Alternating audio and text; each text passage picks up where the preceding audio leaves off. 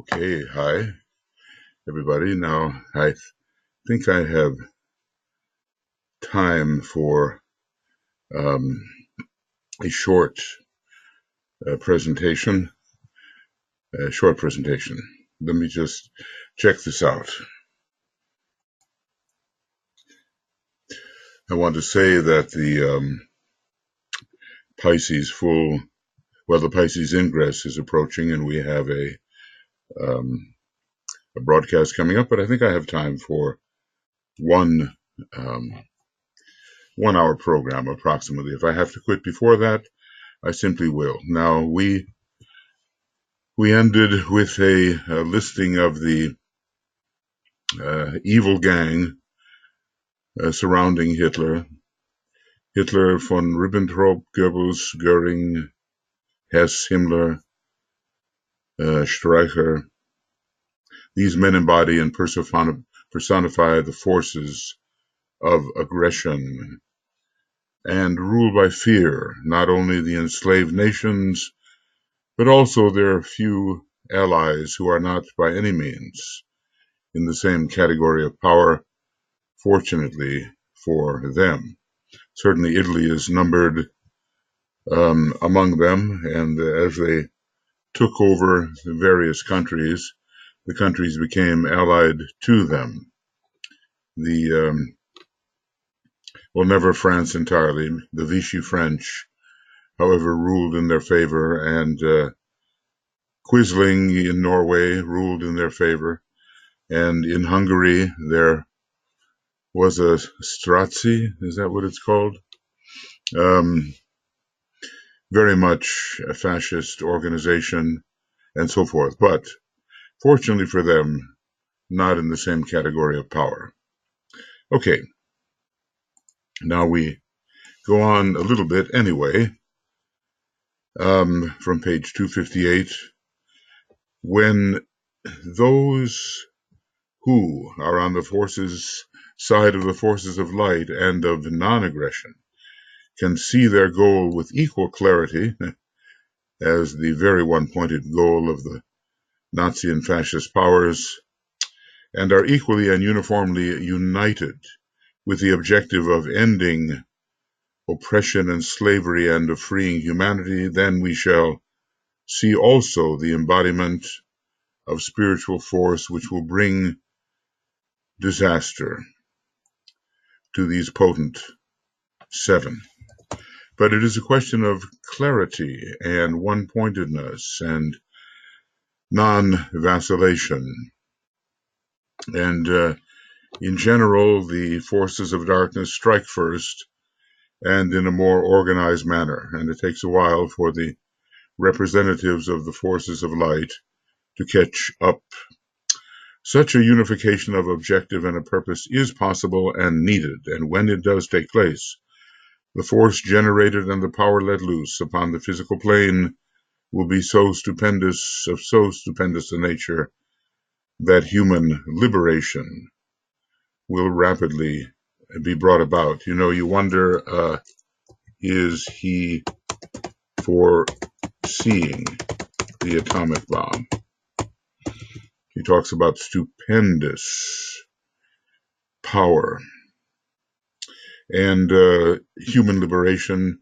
Well, it's the lords of liberation that made this possible, deflecting the solution to the atomic bomb away from the demanding minds of the Nazi scientists. So it's often a question, really, of adherence to the ancient saying, if thine eye be single, thy whole body shall be filled with light. The single-eyed purpose prevails.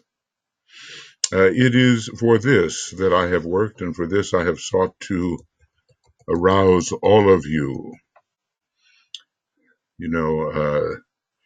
Naturally, those on the Allied side hate war far more than those allied with the Axis. But they can be aroused, and the necessity can be seen, and it was finally agreed that the unconditional surrender of Germany and Japan were utter necessities, which decay endorsed. This spirit is growing among the Allied forces, though the falling away of France was inevitable. France was animated by somewhat selfish purposes, the security and safety of France more than the integrity and happiness of humanity, and this led to an inevitable collapse. That's interesting, that if the motive is not sound, the country is weakened.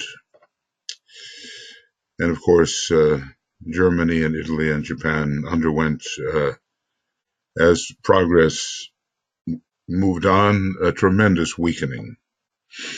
France is learning, however, and its unshakable masses and its spiritual nucleus will save the day for that broken nation. And here we learn how it is that a nation falls and can rise again if there is a spiritual nucleus and if the masses continue to believe in the right, a righteous way, and are not corrupted. The neutral powers are still selfish, though they seek by philanthropy to veil it. This is quite an indictment, but they are rapidly awakening to the true issues, and when there is real synthesis of goal and of purpose, and a true unification of vision upon the mental plane, of fixed and unalterable desire upon the emotional plane, and a dedication to practical effort upon the physical plane, then there will be hope that the embodiment of the desire of all nations will appear from,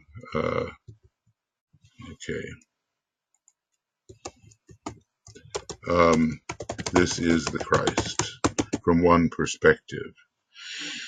Well, so France fell, again, we might say, and was occupied, and a compliant government ruled France, much to her shame, but the resistance was very strong in France. And the spiritual nucleus remained strong. Okay, the neutral powers are still set. This is quite interesting that they seek to veil it through philanthropy. But they are being swung in the right direction. And I think on the path of occultism, there can be no neutrality. We cannot hold a position that says, well, I really don't care which of the opposing forces, soul or personality, is fighting within my nature. I will not put all of my energy into the battle on the side of the soul because it may threaten me, the personality. So working out on the larger world stage are the very issues which confront the disciple on the path. So the embodiment, there will be the embodiment of the desire of all nations. It's the Christ from one perspective, or the new civilization and the general uplift of humanity. That embodiment is one mode in which divine intervention can take place. That is, that embodiment, let's just say, the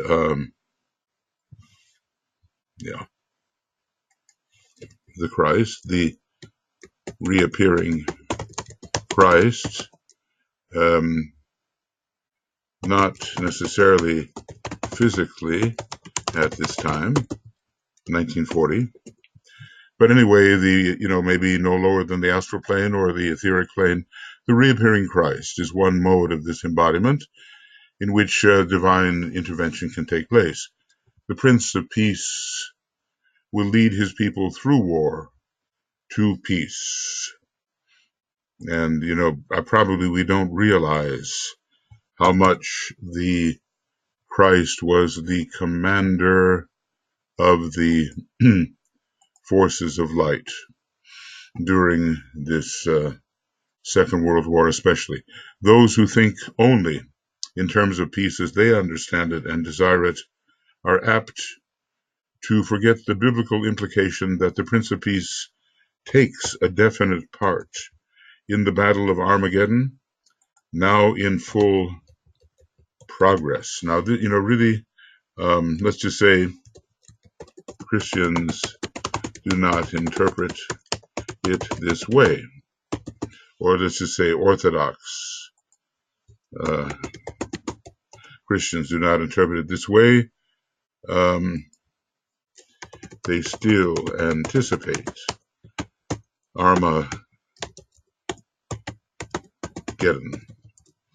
But, from everything that Master DK has said and from what the Agni Yoga people that I talk to say, the Armageddon was the second phase of the war.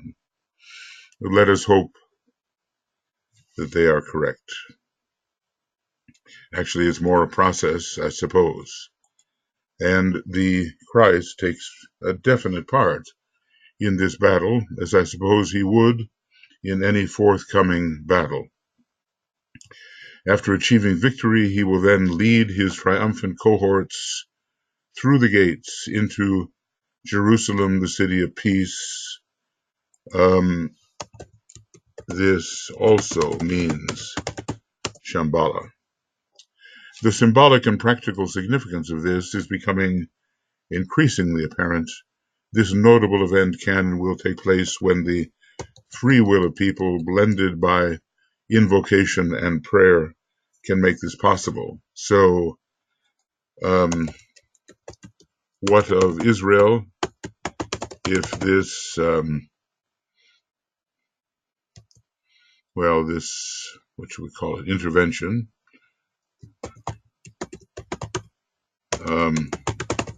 takes place in this way on the physical plane? Okay. Well, it's hard to imagine this happening as things are now.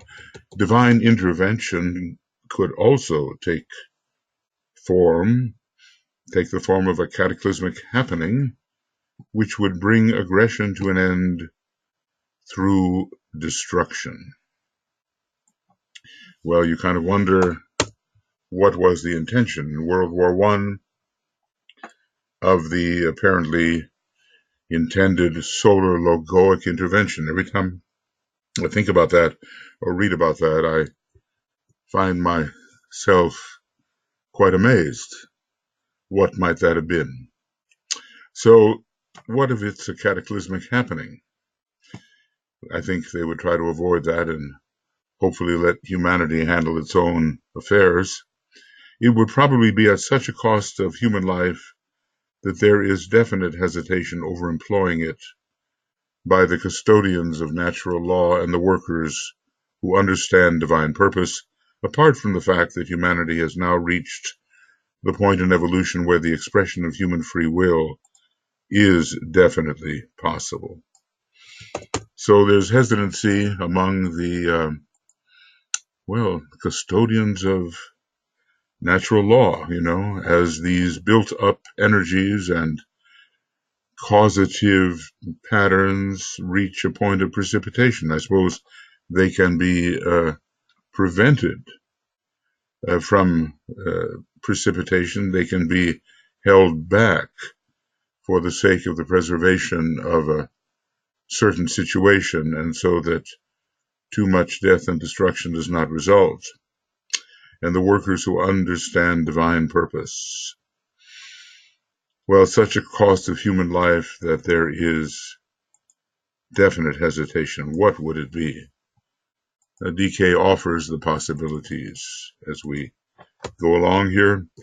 The use of cataclysm was the method employed in Atlantean days, as you well know from the tales of the flood. And through the flood, there was almost complete destruction of the civilization of that time.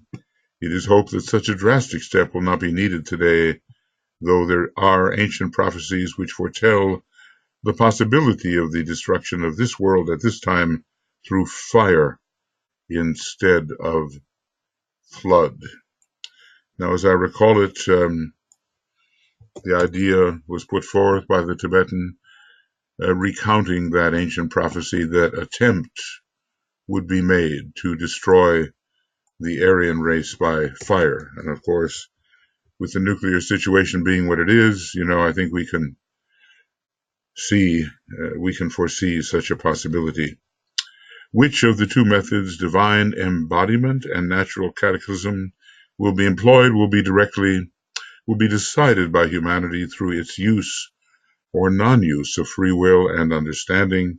If humanity fails to unite under the banner of the forces of light against the forces of material aggression and selfishness, then the fiery ordeal might be unavoidable. Now, would this be volcanic? Would it be with nuclear weapons? There is a discussion about whether the Great Battle of Kurukshetra, I think maybe some 4 million years ago, at least, if I'm not reading Philip Lindsay's Hidden History of Humanity incorrectly, some millions of years ago, did use spectacular weapons, maybe weapons that would make even our atomic weapons look weak by comparison. Anyway, maybe nuclear weapons at that time. Certainly, they had a technology more advanced than ours. Okay. There are also sleeping hosts which may be evoked for the aiding of the spiritual forces, and certain ancient prophecies hint at these, but as we study the new invocation phrase by phrase, I may be able to make this matter clearer, for there are several significances and meanings behind each phrase. And isn't it always the way when it comes to great occult words of power? Depending on the spiritual status of the interpreter, so will be the meaning conveyed.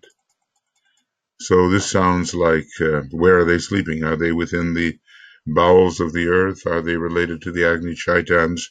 Are they related to the Manu? All right, let's see if something of this understanding can come to us. The one thing I seek to make clear in these opening remarks is that natural law, free will, and karma are becoming increasingly related and are all aspects of one great law, embodying divine purpose, a purpose which must work out through the medium of humanity if the present opportunity is to be met correctly and in line with divine purpose. And so all this horror is called, in this context, opportunity. So these are the key ideas: natural law, free will, and karma becoming as one and interrelated. And the opportunity had to be met. Was it met? It seemed it was met. And there was great rejoicing, but then the Tibetan warns us as well that, the man who swept his house free of devils found many more when he neglected its cleanliness and came back to the home. Of course, this has to do with obsession to a degree. And the Master Moria wrote extensively on obsession and talked about the clear and present danger of obsession. Every one of those 7 potent Nazis was obsessed or possessed even, and eventually there was the abandonment of the vehicle by the obsessor. But during the days of opportunity for them, they were overshadowed, literally shadowed, I think, by these powerful beings who could sway the masses in the favor of the unholy objectives which they sought to see accomplished. The stimulation of certain people to phenomenal action and the instigation of others to emerge as dynamic and inspired leaders is also another way that divine intervention might find expression. Obviously, they have to weigh and balance the method according to the need of the time. Phenomenal action, way beyond the ordinary, and to become dynamic and inspired leader. I suppose we've seen some of these to counteract Hitler, who was certainly dynamic and inspired in a negative way, if we can use the word inspired. He was galvanized into preternatural effectiveness. Okay, so we have phenomenal action and instigation to emerge, others emerging as inspired leaders. Of course, we're talking about divine intervention now. We are not talking about demonic intervention, which apparently did occur. And, some of those books about the years leading up to the actual seizing of power by the Nazi group, they are filled with almost Gothic horror. And one wonders about the degree to which there was intercourse between these, some of these drug addicted evil types, Hitler perhaps being one, and the demonic forces. But now we're talking about inspiration, the breathing in of a god, enthusiasm, the breathing in of a higher energy or a higher being. Oft down the ages, men have been overshadowed by divinity and inspired by God to accept positive leadership and so make divine purpose a fact in conditioning world affairs. Well, I guess we can see perhaps who he thinks, if any, fit into this category. Had they not so responded to the influencing impression, and had they not accepted the responsibility imposed upon them, the course of world affairs and world events might have been very different. Let's just say the initiate Jesus can be looked at as one, or Paul, and others of this type. But not only the spiritual leaders, he says, not specifically the spiritual leaders, but also to leaders in other departments of human living, to such expressions of divine will as Moses. Well, there's a possibility. Moses as an earlier incarnation of Moria, Akbar. We've been told an earlier incarnation of Moria, the warrior and student, let's just say Ray 1 and Ray 2, Leonardo da Vinci, the inspired artist, and to other great and outstanding figures who have determined the basic trend of human civilization. So interesting, though, the two of those mentioned were, in fact, later spiritual leaders. The Master Moria, certainly as the head of all esoteric schools, has to be considered an inspired spiritual leader. Okay, I refer also to the constructive forces which have guided mankind into increasing light and knowledge and understanding, maybe different departments of hierarchy, I suppose. All these leaders have produced lasting effects upon the human consciousness, and their work has lain, therefore, in the domain of the second aspect of divinity.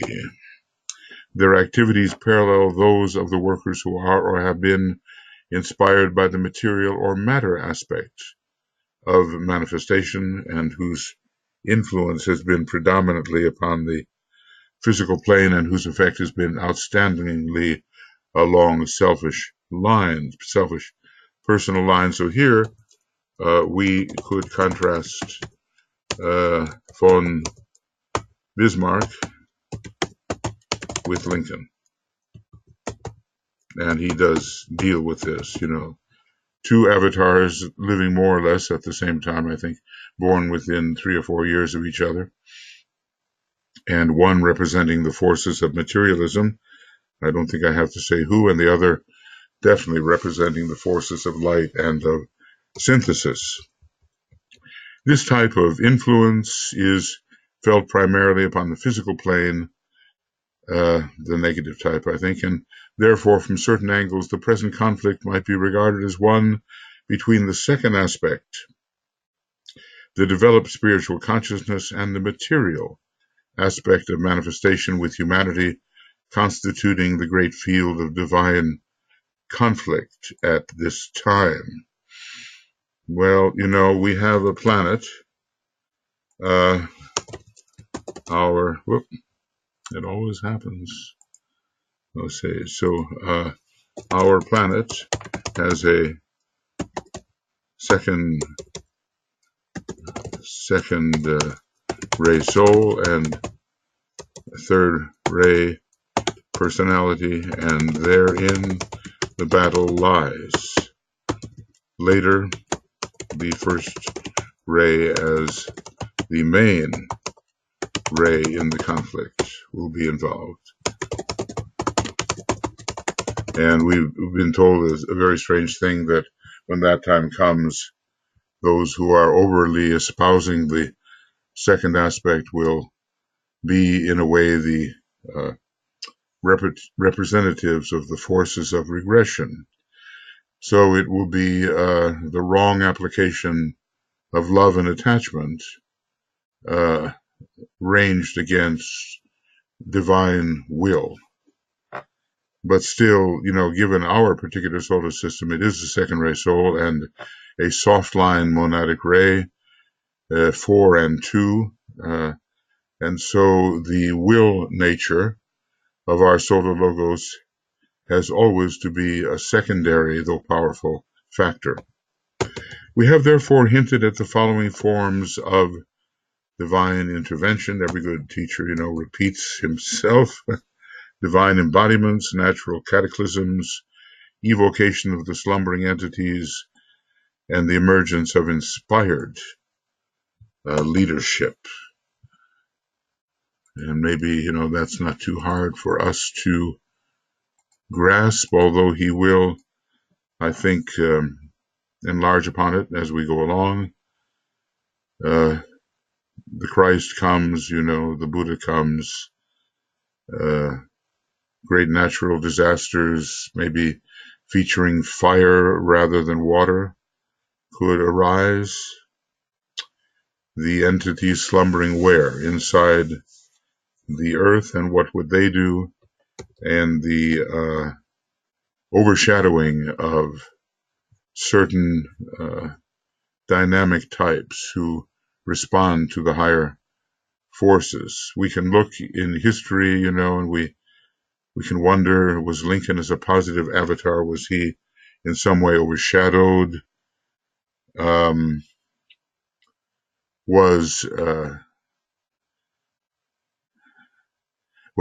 We know for a fact that Jesus was overshadowed, that's for sure.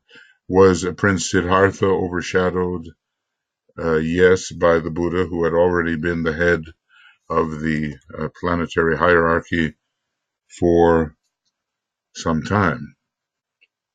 So we have the methods, all right. Now there's still another to be discussed. there still remains one mode of intervention which is still more mysterious, illimitably more powerful, and definitely more difficult to evoke and subsequently to contact. One more. So what I'll do here is I'll just say and one more, and it's going to be described. This is the emergence, response, or appearing of great sons of God who dwelt in sources far removed from our planetary life altogether. This involves the appearance of lives of such stupendous and divine expression and potency that only the massed spiritual purpose of vast numbers of men can be potent enough and far-reaching enough to pierce beyond the veil which protects the earth to those far distant realms where they have their natural and everlasting abode. They cannot be reached by prayer or even by well-formulated desire, the expression of the wish life of the masses. They lie utterly beyond the realm of feeling as humanity understands it, and dwell ever in that high place, which can only be reached by intentionally directed selfish thought. Now, the question would arise, are we speaking of such beings as the avatar of synthesis? Maybe he will elaborate here, because, the question arises whether the avatar of synthesis is an intra-systemic avatar. But sometimes as he's discussing this, it could be that he is going beyond the solar system altogether. Well, anyway, we are told that the avatar of synthesis can overshadow the General Assembly, that great gathering, but not the Security Council. Are there enough people in the world today whose focused and illumined thought can be organized and directed towards these lives in such a manner that they can be attracted and led to respond to human need for deliverance? Well, okay. Such is the problem. It is possible, but not perhaps probable. The problem of a blended demand from the spiritual hierarchy and from humanity simultaneously expressed will have to be met, and this is by no means easy of accomplishment. So a tremendous invocation would be required. It is for this reason that these three stanzas from a very ancient invocation have been made possible, available, and put in your hands at this time. So maybe, from another perspective, maybe he is speaking of the Lords of Liberation. Maybe. Now, they seem to have worked from Shambhala, but maybe they have points of origin which are described above as being, how are they described? Far removed from our planetary life altogether. Stupendous divine expression and potency and the mass spiritual purpose of numbers of men can be potent enough and far-reaching to pierce the veil and reach those far distant realms where they have their natural and everlasting abode. Can this be the Lords of Liberation? Can it be so? Or are they shambolic beings within our planetary life? Maybe we can straighten that out as we go along. At least we know they are extraplanetary. Well, at least we know the avatar of synthesis is and the spirit of peace is, and maybe such beings as those are meant in this context. So to reach such beings, and to blend simultaneously the demand of hierarchy and humanity is the reason that this new and very first ray invocation has been given out. If you can use these phrases as voiced demands and affirm beliefs in unison with the highest spiritual forces which claim your allegiance, no matter under what name, then there is just a chance that this type of divine activity might be set in motion along a particular line, and this might lead to changes of so auspicious a nature that a new heaven and a new earth might be rapidly precipitated. So as we begin to look into this more closely, it does seem that those who are called the Lords of Liberation are the ones who are intended to be invoked, and that they are extraplanetary, even though they seem to be working through Shambhala. We're trying to piece this all together. Certainly, there was a great invocation in the direction of such lords, even if it was not understood who exactly was being invoked. An evocation resulted, and that prevented the dreadful destructive side of atomic energy from falling into the hands of those who represented the Black Lodge. There is at least no harm in this attempt and this effort at participation in hierarchical endeavor. So let's just say humanity, whoa, how it does jump, and I'll have to fix that sometime. Humanity joining with hierarchy sets up the necessary invocation. Planned collaboration with the work of the Christ at this time is useful and needed. It will serve at least to elevate humanity and its thought and produce a permanent spiritual stabilization. So what we have here is an opportunity for those who know and can understand to blend their invocatory power with that of the hierarchy. And how much the average member of the masses could do, maybe not so much, because they do not have that kind of focused thought that can reach these beings. They can only reach, which can only be reached, okay, right here. Intentionally directed, selfless thought is all that can possibly reach them.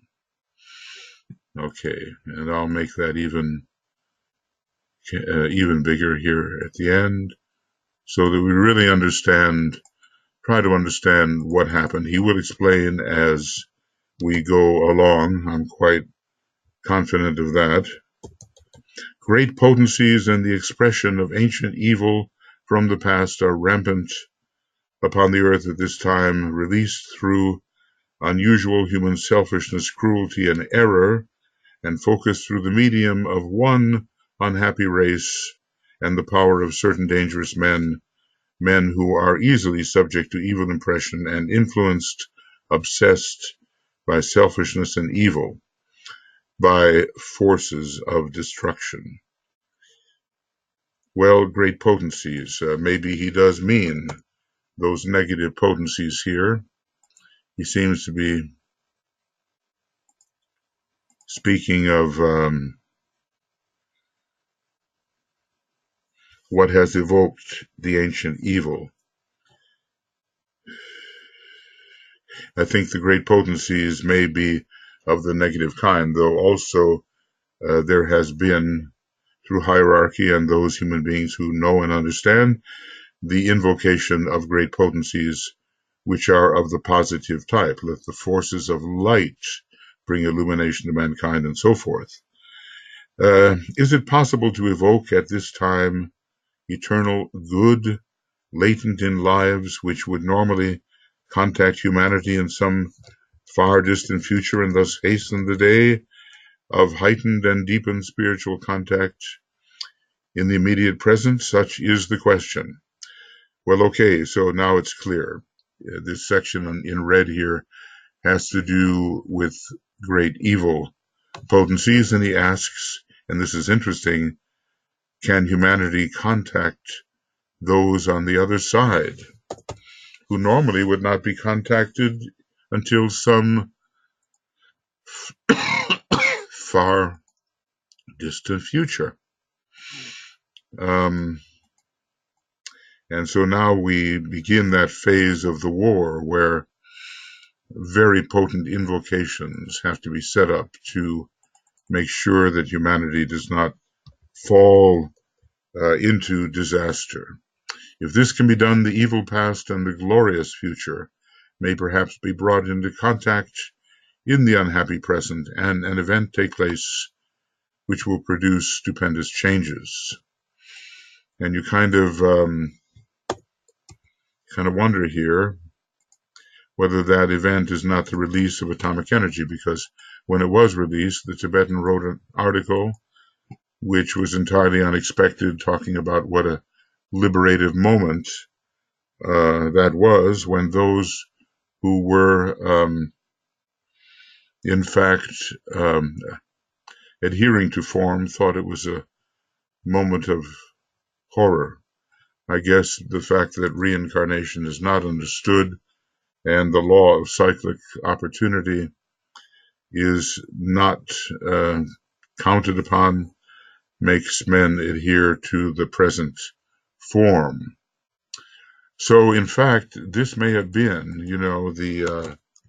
that event may have been the release of atomic energy and the breaking of the hold of materialism. I mean, if after all matter is energy, which perhaps was not suspected by many except the most astute fifth-ray types, then we have a connection between the dense worlds and the spiritual worlds, which changes everything, stupendous changes. I would remind you that here that the evocation of this divine contact will be in itself dangerous, disrupting and destroying. The results are unpredictable for the human being, for men are as yet unaccustomed to respond to lives and influences of so high and a divine nature. So, obviously, we are speaking here of the lords of liberation. So, let's just say possible danger in the contact with the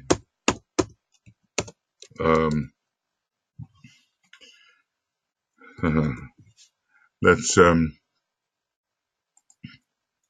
make this LOLS, and we'll call this the Lords of Liberation. Working through Shambhala, but perhaps having origins which are extraplanetary and far distant altogether. There is nevertheless a possibility that it might now be more safely permitted if enough people can stand together spiritually and selflessly, and so offer themselves as channels for these new and unknown spiritual forces. So he seems to be setting up the great reach of this new invocation, which was rejected by so many who adhered more to the form. There are divine attributes, divine qualities, and divine potencies which the most enlightened humanity of all time have as yet failed to even register, sense, or vision all three aspects, escaping contact with these potencies. Yet these powers exist, and the right handling of the present crisis by spiritually oriented humanity may bring about the release of some of these higher energies and the establishing of a line of factual influence along which they can move and consequently contact the earth. Ponder on this and limit not deity through the rigidity and finiteness of little minds. So the Tibetan is offering here a great hope, because things are dire, and they became more dire in the 2 years and a half, or 2 years and a few months following this particular writing, which was in September of 1940. The release of great impersonal forces is ever a critical matter. The effects produced are dependent upon the quality of the recipient aspects and are dependent, the recipient aspects and the nature of the form quality upon which they make their impact. So, here we have a true statement and kind of a warning that one is really playing with some very high fires. In the world of chemistry, a catalyst brought into contact with certain substances will produce something entirely new and bring about changes not normally anticipated. These we are now beginning to study and to understand. So he's giving us an analogy about what might happen if "Let the Lords of Liberation issue forth" is truly not only anticipated but achieved. So the intervention into the situation of certain potencies of stupendous gravity, is there a hint there, and uniqueness, and their effect upon the interacting forces of light and forces of aggression is still more unpredictable, and only the grasp of the spiritually minded people of the world and their steadfastness in sacrifice, plus their clarity of vision and their united world focus, can make the situation safe for humanity as a whole. Bear these thoughts in mind as you use the great and new invocation. And you kind of wonder, will we be brought to such a pass that, again, this invocation must be used? We're told, that the very first invocation, its use had to be suspended for the time of the intensity of the war, the time of the overwhelming intensity of the war, but could be used again later. One other thought I would like here to touch upon prior to an analysis of the phrases of the invocation: it is a recognized truth today that all expression upon the physical plane is the result, first of all, of thought, then of desire, and finally of physical plane activity. Now this, of course, is the magical process, the descent of the envisioned form through thought and through desire and through activity. The magical, I'm always doing that, and I have again to, a man sees a vision and a possibility, he broods over it, and it enters into the realm of mental invention. So the vision comes first, right? A man sees a vision and a possibility. That comes first. And then with the brooding into the mind it goes. A thought form is then organized, whether it is a thought form of a sewing machine, an amazing invention really, of a political party, of an economic idea, or some other type of organization with some planned objective.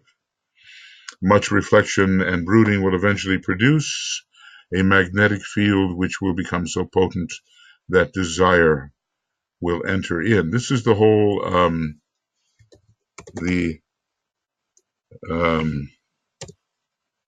okay, what do we have here? Yeah, we have this. The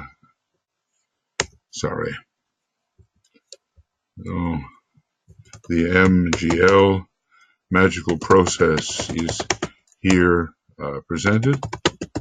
Okay, and here we have to make sure that we don't make the Tibetan's words disappear. These mouse pads are very good, but they have their liabilities. The jumping cursor is one of them. Okay. So the magical process is here presented. A thought form is then organized, whether it is the thought form, etc., etc. Much reflection and brooding will eventually produce a magnetic field, which will become so potent that desire will enter in. Then the dream of vision enters a new stage of vitalization, and in due time, when processes of desire have adequately developed, the vision will precipitate upon the physical plane. Physical activity and concrete methods of manifestation are then coordinated, and gradually the thought form becomes an expressed reality, recognizable by all men. Okay, so I'm going to just bring this into focus here and just say, okay, that we have just had presented the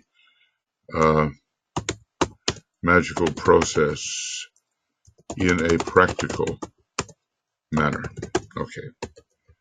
Thought, desire, activities such as the history of human vision and dream. And, with the White Magic book, he's teaching us to work in that way. Down the ages, from the very night of time, man has dreamed, expectant of divine revelation and of divine intervention. When all else seems to fail, men look to God. Again and again in the history of the race, the vision has taken form and the dream has materialized upon the wings of powerful desire and demand. Again and again, God has revealed and sent his messengers and representatives to aid with the guiding and guide humanity. But this happens only when the demand is adequately voiced and the need has cried to high heaven.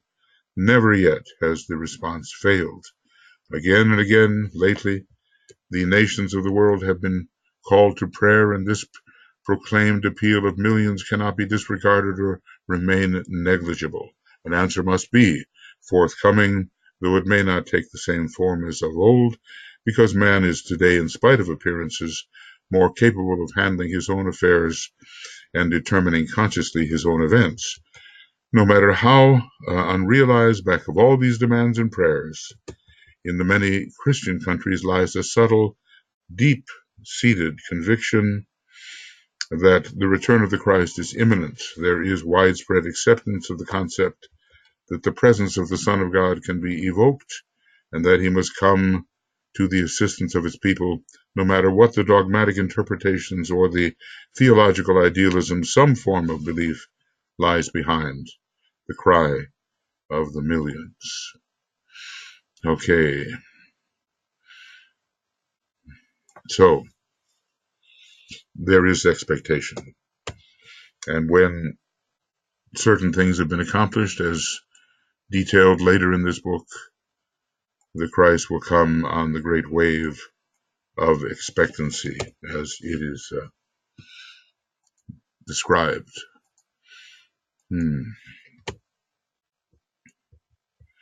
Never has the response failed. I want to accent that. And it must be intense enough and focused enough, and it must reach high heaven.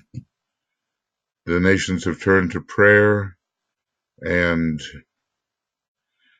there will necessarily be response, necessarily. Okay.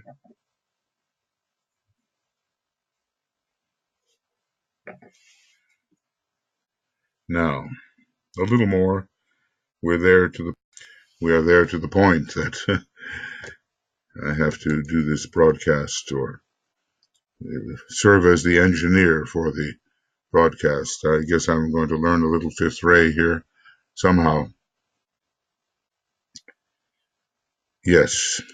So will this demand from the hearts of men induce the return of the Christ of Galilee? Will it bring about the emergence into manifestation of some great Son of God who will embody perhaps another and unknown aspect of God's life and quality?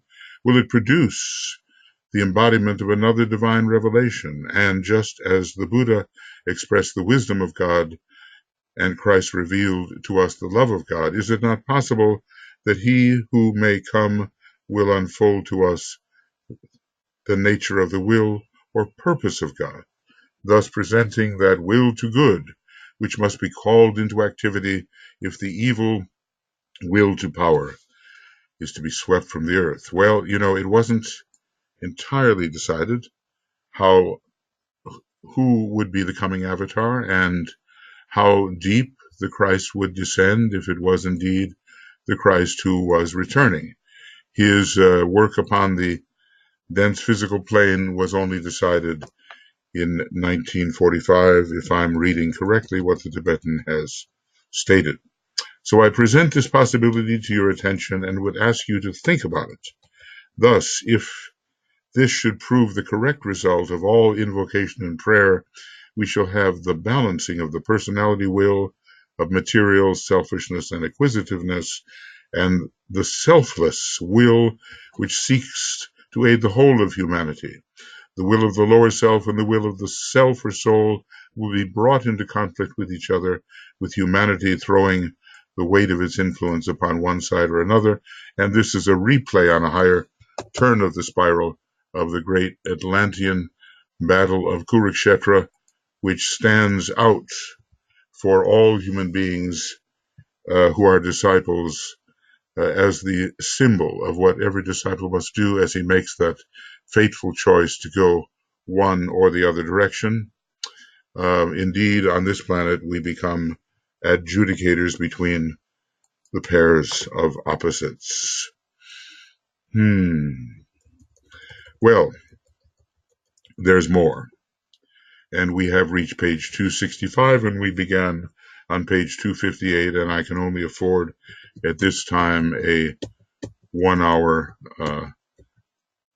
presentation. So I will try to,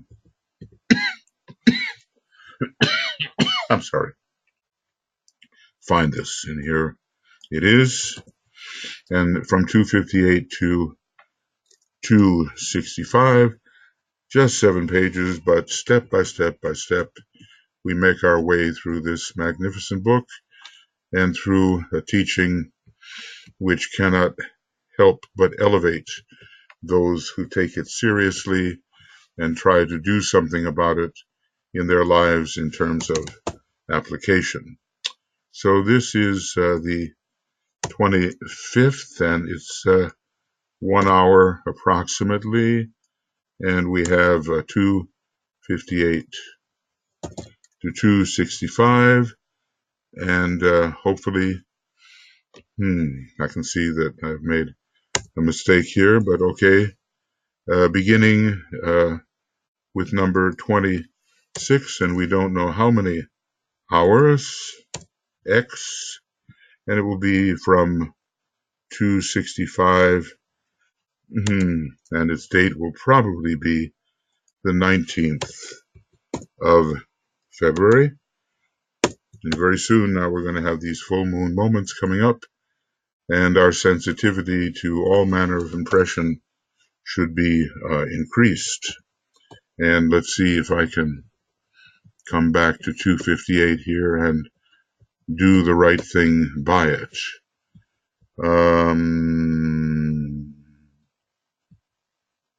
Okay, so I think I've gone too far. I think so. And here's 258, and maybe I can do this correctly. And so this was a 2-hour program earlier, and it really took place not on the 17th, but on the 18th. And now we are correct. This is program 2526 is coming, and we've gone 258 to 265, and 248 is out of the question here. And now,